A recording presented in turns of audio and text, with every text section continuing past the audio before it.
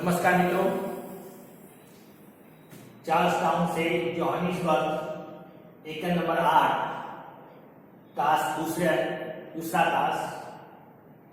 पहले टास्क के अंदर हमने देखा था कि गांधी जी को चार्ल्स टाउन से जोहानिसबर्ग जाना है। उसी समय रेल की सुविधा नहीं थी, इसलिए सीक्रम में बैठकर जाना पड़ता था। रास्ते में स्टैंड में एक दिन रुकना पड़ता। गांधी जी के पास सीक्रम का टिकट था, फिर भी कोच वाले ने गांधी जी को परेशान करने के लिए कहा था कि तुम्हारा टिकट तो रद्द हो गया।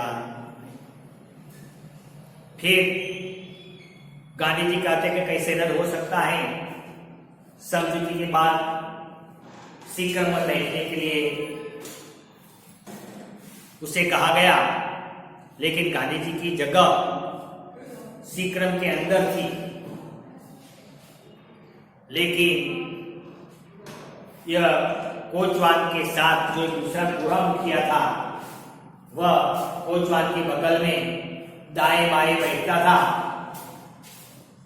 तो उसने कहा कि अंदर तो मैं बैठूंगा, तू बाहर बैठ। गांधी जी के साथ यह बुरा अपमान था, लेकिन परिस्थिति को समझते हुए गांधी जी ने यह अपमान का घूंट पी लिया। लेकिन यह गोरा मुखिया गांधी जी को और तंग करना चाहता था, इसलिए उसने फिर से गांधी जी से कहा कि वह जगह पर मुझे बैठने दे, मुझे सिगरेट पीनी है और मुझे हवा भी खानी, और तू वहीं से उठकर यह जो हमने पैरों में जगह जो है वहीं पौरा बिछाया है, वहीं पर तू बैठ। लेकिन इस बार गांधी जी यह अपमान सहे, वैसी ताकत नहीं थी उसने इसका विरोध करते हुए कहा कि अगर आपकी इच्छा है तो मैं तुम्हें यहां बैठने देता, लेकिन मैं सीक्रम के अंदर बैठूंगा। लेकिन सीक्रम वाला गोरा मुखिया हैरान करना चाहता था, इसलिए उसने गांधी जी की बात मानी नहीं। लेकिन गांधी जी भी अपनी बात पर मक्कम थे, अपनी बात पर अड़े थे कि बैठूं तो वहीं पर बैठूं, मैं नीचे बोरे पर बैठूंगा नहीं। यहां तक यह कमाया था। अब आगे क्या होता है वह हम दूसरे एकम में देखते हैं। मैं मुश्किल से इतना ही कह पाया था कि मुझ पर तमाचों की वर्षा होने। गांधी जी ने सिर्फ इतना ही कहा था कि मैं अंदर बैठू, मेरी जगह अंदर है, लेकिन मैं पैरों में बैठूंगा नहीं। गांधी जी ने सिर्फ इतना ही कहा था कि उसके पर तमाचों की वर्षा होने। मतलब एक गोरा मुखिया क्रोध में आ गया, आवेश में आ गया, और उसने गांधी जी को पीटना शुरू कर दिया। 2 3 4 तमाचे उसने गांधी जी के गाल पर जड़, और वह गोरा मेरी बाह पकड़कर मुझे नीचे खींचने लगा। सिर्फ तमाचा ही नहीं मारा, लेकिन मेरे हाथ की बाएं पकड़कर वह मुझे सीक्रम से नीचे उतारने की कोशिश लगा। वह बार बार मेरा हाथ खींचने लगा। बैठक के पास ही पीतल के खींचते सींकचे थे। देखे, सींकचे शब्द है, सींकचे, लोहे के कड़े।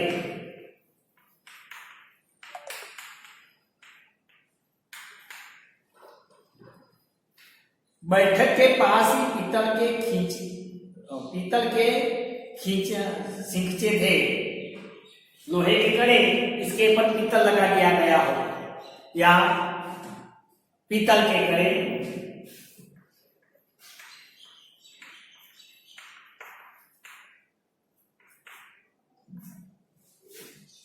पीतल के कड़े, लोहे के कड़े के जिस कड़े को पकड़कर गाड़ी पर चढ़ा जा सकता है, और वह कड़े पकड़कर गाड़ी से नीचे भी उतरा जा सकता है। एक प्रकार सहारा पाने के लिए बनाया गया है, या लोहे पीतल के जो करे हैं वह। तो वे खींचते हुए मैंने भूत की तरह उन्हें पकड़ लिया। भूत की तरह पकड़ना मतलब मजबूती से पकड़ना। भूत की पकड़ में से छूटना मुश्किल होता है। एक बार जो व्यक्ति डर जाता है उससे तो वह डर दूर होती नहीं, तो उसी प्रकार भूत की तरह पकड़ना मतलब बहुत मजबूताई से पकड़ना। गांधी जी ने इस करे को एक हाथ से बड़ी मजबूती से पकड़ लिया और निश्चय किया कि कलाई चाहे उखड़ जाए पर सीख से न छोड़ूंगा।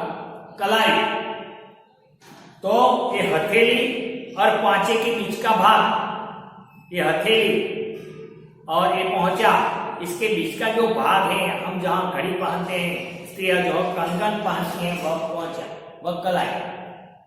गांधी जी ने सोचा कि चाहे मेरी कलाई उखड़ जाए, चाहे मेरे खभे में से हाथ निकल जाए, लेकिन यह सिंगचा में छोड़ूंगा नहीं।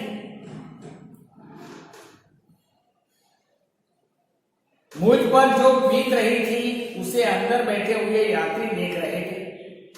यह गोरा व्यक्ति मुझके साथ, मेरे साथ जो व्यवहार कर रहा था, वह सारा व्यवहार सिक्रम के अंदर बैठे हुए सभी लोग देख रहे थे। सभी लोग देख रहे थे। वह गोरा मुझे गालियां दे रहा था। वह अकेला मार नहीं रहा था, वह मुझे अकेला खींच नहीं रहा था, लेकिन मुझे खींचता भी था, मारता भी था, और साथ साथ में वह मुझे गालियां भी दे रहा था, खींच रहा था, मार भी रहा था, पर मैं चुप था। देखिए, इतनी सारी हैरानगी होने के बावजूद भी गांधी जी कहते हैं मैं चुप, क्योंकि हम पराये देश में और ऐसे मूर्खाओं के साथ वाद विवाद करने से नुकसान तो हमें ही होता है, ऐसा समझ गए। वह बलवान था और मैं बलहीन। देखिए, बलवान विरोधी होता है निर्बल। बलवान, बलवान का विरोधी होता है निर्बल, बलहीन, बल रहित। तो वह बलवान था, अभी तो हट्टा कट्टा था। और गांधी जी तो आप जानते हैं, आपने उसकी तस्वीर भी देखी है, सिर पर मांस, चमड़ी और हड्डियों का लोचा, वैसा। तो इसी प्रकार के वे बलवान था और मैं बल रहित। यात्रियों में कईयों को दया आई और उनमें से कुछ बोल उठे। अंदर बैठे हुए यात्री थे, यह सब देख रहे थे। इसमें से कुछ यात्रियों को मुझ पर दया, उनसे रहा नहीं गया, इसलिए वे लोग बोल पड़े, अरे भाई, उस बेचारे को वहां बैठा रहने दो, उसे नाहक मारो मत। कि भाई, इस बेचारे का कोई गुनाह नहीं है, वह जहां बैठा है वही उसको बैठा रहने दो। उसको न तो गालियों दो, ना उसको खींचो और ना उसको मारो। उसकी बात सच थी और अंदर बैठे हुए व्यक्तियों की बात भी सच थी, क्योंकि वह जहां से सिक्रम चला वहीं से अभी तक जो समय बीता वह सारा इतिहास वे जानते। इसलिए वे लोग ने गांधी जी का पक्ष लेते हुए कहा कि भाई उसको मारो मत, उसे वहीं बैठने, वहां नहीं तो उसे हमारे पास अंदर बैठने दो।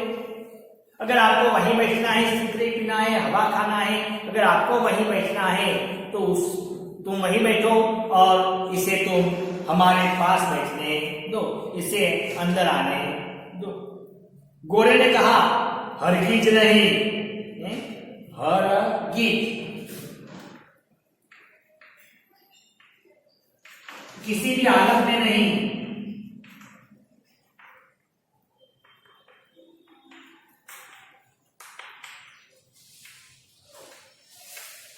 कदापि,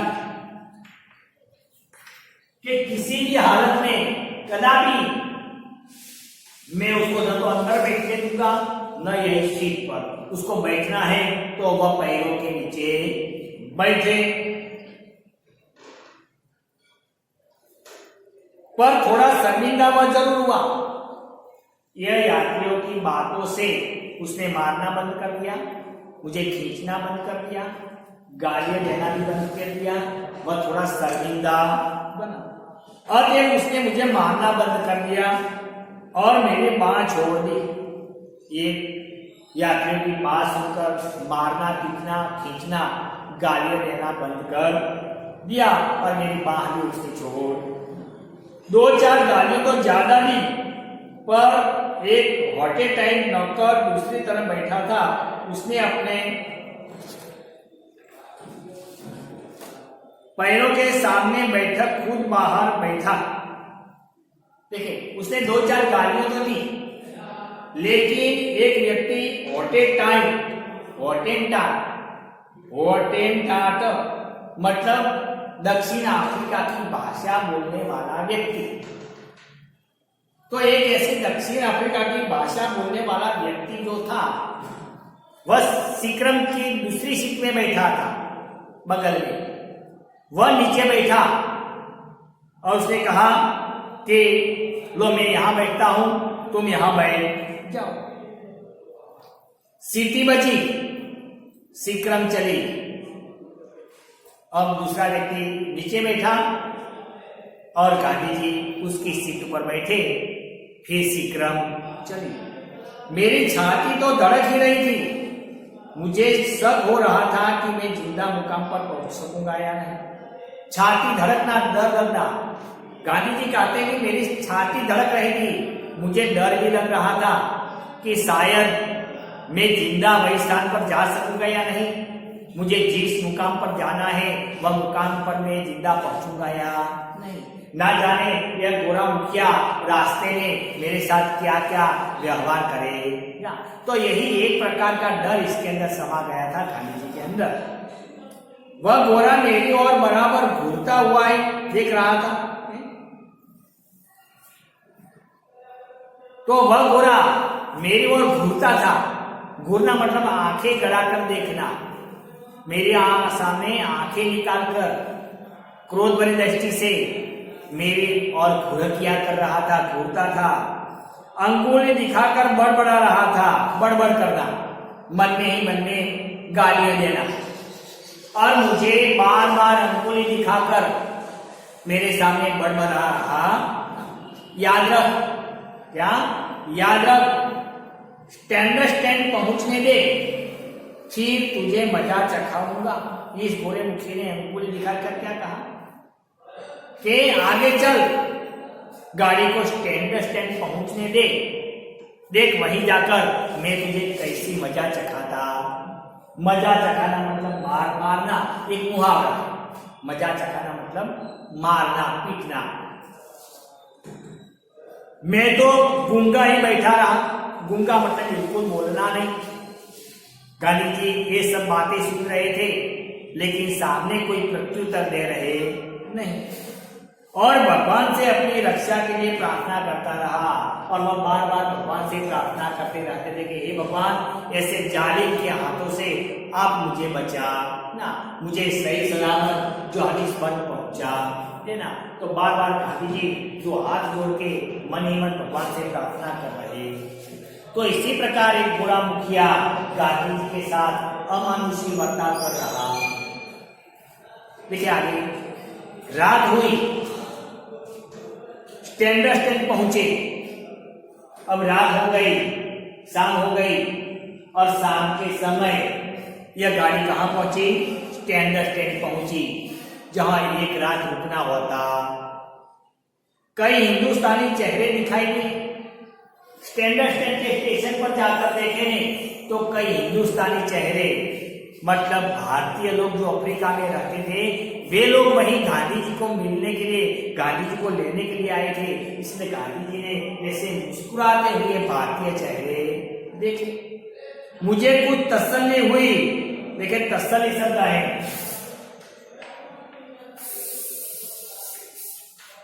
टाढ़स,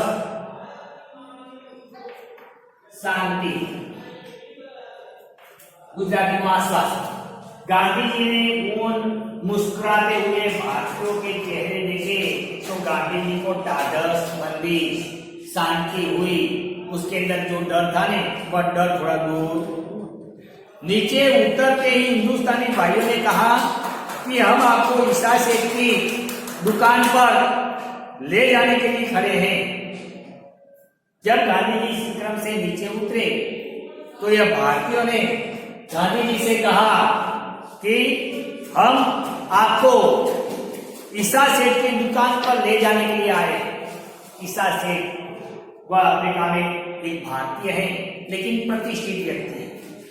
इसलिए उन व्यक्तियों ने कहा कि हम आपको लेने के लिए आए हैं, हम आपको यहां से लेकर सीधा ईसा सेठ के दुकान पर जाने वाले हैं।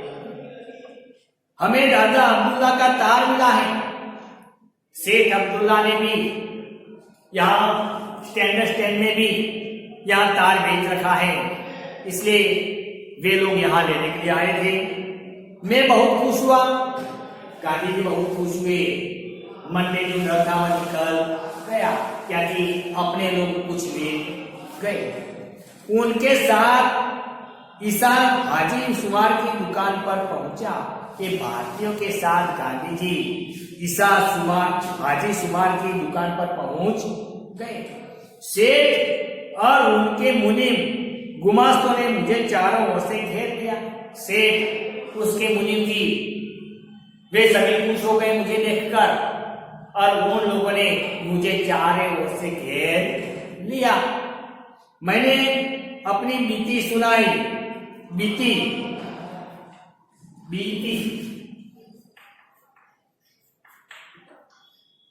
घटित घटना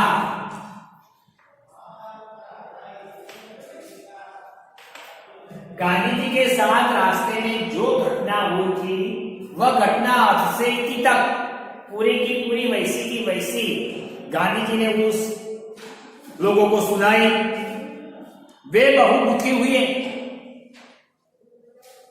ये हाजी शुमार और भारतीय लोग ये गांधी जी के आप बीती सुनकर वे भी बड़े दुखी हुए, और अपने कड़वे अनुभव का वर्णन करके उन्होंने मुझे आश्वस्त किया, और अपने कड़वे अनुभव का वर्णन करके उन्होंने मुझे आश्वस्त किया, और मैंने अपने सारे कड़वे अनुभव उसके सामने रख दिए। लेकिन उन लोगों ने मुझे आश्वासन दिया और मेरे दुख दूर करने का प्रयत्न। मैं सिक्रम कंपनी के एजेंट को अपने साथ हुए व्यवहार की जानकारी देना चाहता था। गांधी जी कहते हैं मैं यह सिक्रम का एजेंट जो है वह एजेंट को मैं ये गोरे मुखिया के बारे में शिकायत करना चाहता था। मेरे साथ जो व्यवहार हुआ वह सारे व्यवहार की जानकारी मैं एजेंट को देना चाहता था। मैंने एजेंट के नाम चिट्ठी लिखी। मैंने अब एजेंट के नाम एक चिट्ठी लिखी कि रास्ते में गोरे मुखिया ने कोचवान ने मेरे साथ कैसा व्यवहार किया है, वह सारी बात उसने चिट्ठी में लिखी। उस गोरे ने जो धमकी दी थी उसकी चर्चा की, और यह आश्वासन चाहा कि सुबह आगे की यात्रा शुरू होने पर मुझे दूसरे यात्रियों के पास अंदर जगह दी। और गोरे मुखिया ने मुझे जो जो धमकी दी थी, मेरे साथ जो जो व्यवहार किया था, वह सारी बात मैंने वही चिट्ठी में एजेंट के नाम लिख दी। और फिर एजेंट से ये भी लिखा कि अब मुझे जोहानिसबर्ग जाना है, तो अब दूसरी मुसाफिरी में, दूसरी सिक्रम में मेरे साथ ऐसा व्यवहार होना चाहिए। मैं आपसे विनती करता हूं, आश्वासन चाहता हूं कि दूसरी मुसाफिरी में मेरे साथ ऐसा बुरा व्यवहार ना। सुबह की यात्रा शुरू होने पर मुझे दूसरे यात्रियों के पास अंदर ही जगह दी जाए, और सुबह की यात्रा शुरू हो जाए तो यात्रा के समय मुझे दूसरे यात्रियों के साथ अंदर बैठने की जगह दी जाए। चिट्ठी एजेंट को भेज दी। गांधी जी ने जो चिट्ठी लिखी वह चिट्ठी एजेंट को भेज दी। एजेंट ने मुझे संदेशा भेजा, स्टैंडर्ड ट्रेन से बड़ी सिक्रम आती है और कोचवान वगैरह बदल जाते हैं। एजेंट ने मुझे वापस उत्तर दिया, मुझे जवाब दिया, संदेशा भेजा कि जॉर्जटाउन से जोहानिसबर्ग जाना है तो स्टैंडर्ड ट्रेन में अब नई सिक्रम आएगी। पूरी सिक्रम में आपको बैठना, पुरानी सिक्रम में आपको बैठना नहीं, आपको यहाँ आने के लिए अब नया सिक्रम आएगा। कोचवान भी बदल जाएगा, गाड़ी चलाने वाला व्यक्ति भी बदल जाएगा और आपके साथ जो गोरा मुखिया था वह इस बार आपके साथ रहेगा नहीं, ये मेरा वादा रहा। जिस आदमी के खिलाफ आपने शिकायत की है वह कल नहीं रहेगा, कि जिस आदमी के बारे में तुमने शिकायत की है, फरियाद की है, वह व्यक्ति कल आपके साथ रहेगा नहीं। आपकी दूसरी यात्रा के पास ही जगह मिलेगी और दूसरी मुसाफरी में आपको सीक्रम के अंदर दूसरे जहां यात्री बैठते हैं वही स्थान पर ही आपको जगह मिलेगी। इस संदेश से मुझे थोड़ी बेफिक्री हुई, चिंता दूर हुई। बेफिक्री मतलब चिंता दूर हुई। तो एजेंट के कहने के यह संदेश के आधार पर मेरी जो चिंता थी वह चिंता टल गई। मुझे मारने वाले उस गोरे पर किसी तरह का कोई मुकदमा चलाने का तो मैंने विचार ही नहीं किया।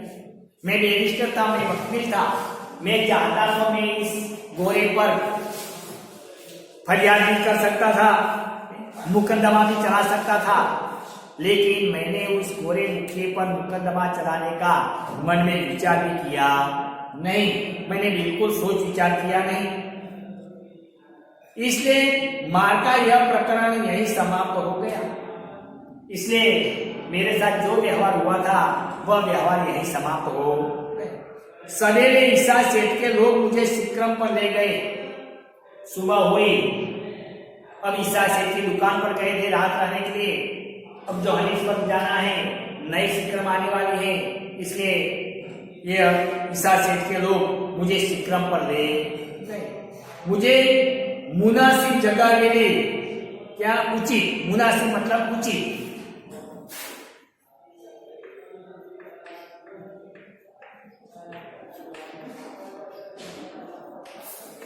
मुझे इस बार उचित जगह मिली, योग्य जगह मिली। किसी हैरानी में उस रात जोहानिसबर्ग पहुंच गया। अब इसकी बार कोई भी हैरान बिना, कोई भी परेशानी बिना मैं जोहानिसबर्ग पहुंच।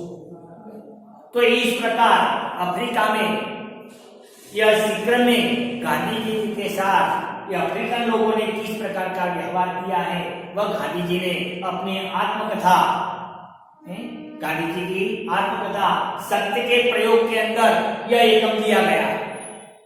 तो यह एकम सत्य के प्रयोग में से लिया गया है और इसके अंदर गांधी जी ने यह अपने साथ बीती हुई आग बीती सही सही शब्दों में बताए। तो देखो मित्रों, ये एकम यहाँ समाप्त होता।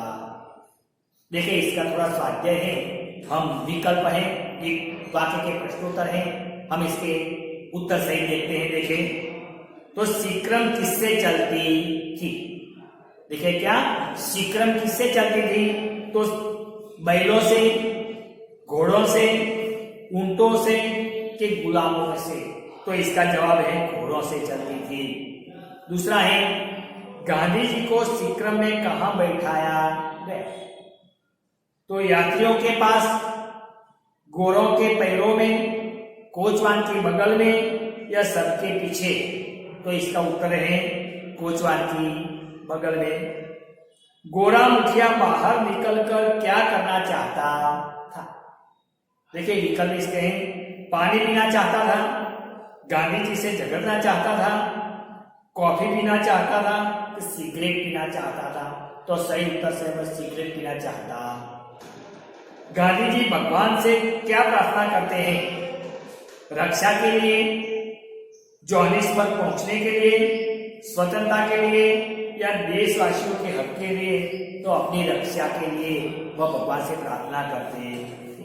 और पांचवा है विकल्प कि दूसरे दिन गांधी जी को सीक्रम में कहां जगह मिली? तो गाड़ीवान के पास, गोरे मुखिया के पास, यात्रियों के पास के एजेंट के पास? तो यात्रियों के पास। देखिए एक वाक्य के प्रश्नोत्तर। जोहानिसबर्ग पहुंचने के लिए एक रात कहां रुकना पड़ता था?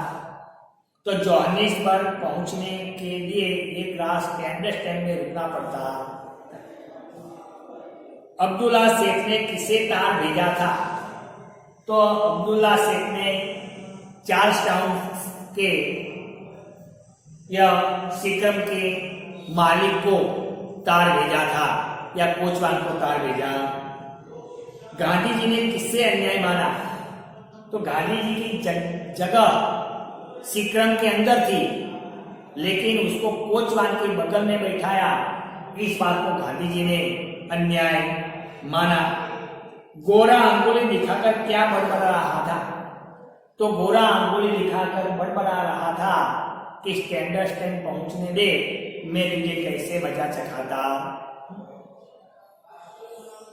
गांधी जी को क्या देखकर तसल्ली हुई? तो गांधी जी को स्टैंडर्ड स्टैंड में पहुंचने के बाद यह भारतीय लोग को देखे, उसके मुस्कुराते हुए चेहरे देखे, तो यह देखकर गांधी जी को तसल्ली। लेकिन इसके नीचे 3 वाक्य के भी प्रश्नोत्तर हैं, दो 3 वाक्यों के, और नीचे 4-5 वाक्य में उत्तर दे।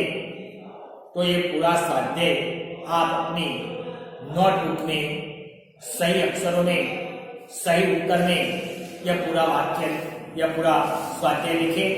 इसके बारे में थोड़ा व्याकरण है, यह व्याकरण भी मैं आपको दिखाता हूँ, वह व्याकरण भी आप अपने नोटबुक के लिए दें। तो देखिए,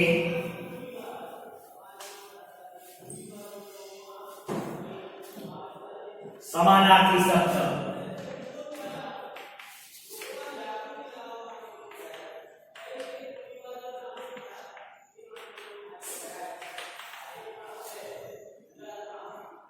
नियर, अजनबी,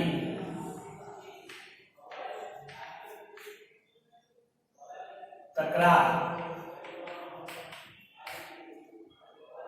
नाहक,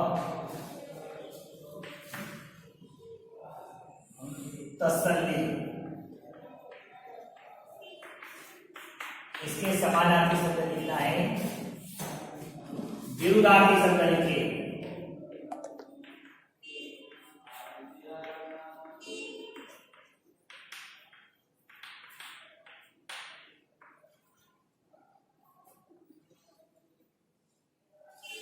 देखिए, समझदारी,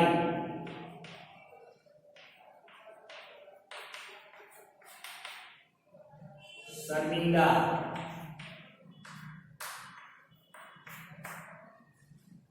इच्छा, अपमान,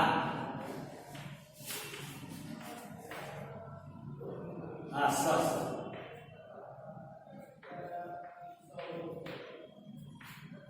और तीसरा है शब्द समूह एक शब्द,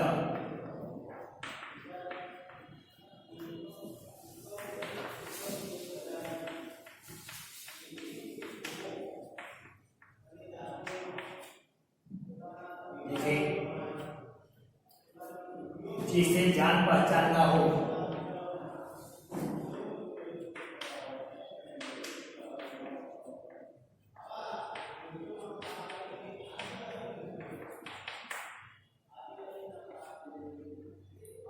गाड़ी हाँकने वाला,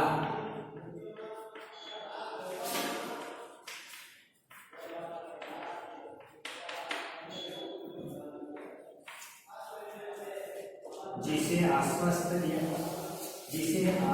दिया गया है।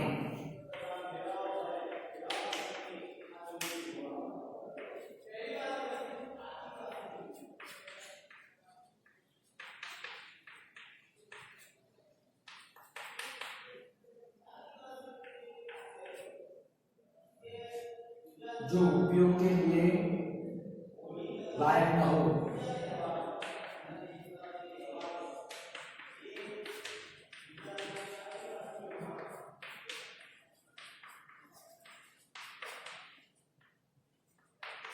जो उपयोग के लिए लायक न हो। देखिए, समानार्थी शब्द लिखे, नियर, अजनबी, तकरार, नाहक, तसल्ली। यह विरोधी शब्द है।